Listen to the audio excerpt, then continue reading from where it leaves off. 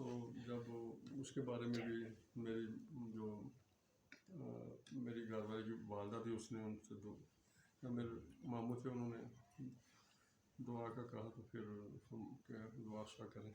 تو انہی دنوں میں ابھی ان کے چند دن ہی ہوئے تھے تقریباً 8-10 دن ہوئے تھے.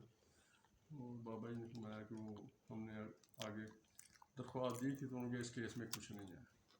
اور ان دنوں میں ویسے جو سرکاری طور پر بہت زیادہ پریشر تھا ان کے اس میں کچھ نہیں. انہوں نے کیا درخواست دی تھی انہوں نے پھاڑ دیا کیس اس میں کچھ نہیں.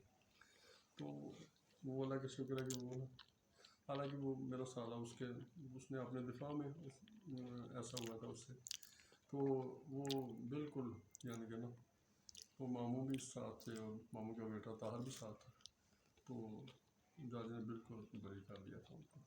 تو میری مامی جو کہ تھی نا جو اس کی والدہ تھی وہ کہتی تھی کہ ہمارے لیے وہ بہت زیادہ وہ کہتی ہمارے لیے نا بابا جی نے تو اس دن کہہ دیا تھا جس دن ہمارے اوپر کہتے تھے کہ ہم آپ کے گھر بھی جلا دیں یہ کر دینا وہ کر دینا.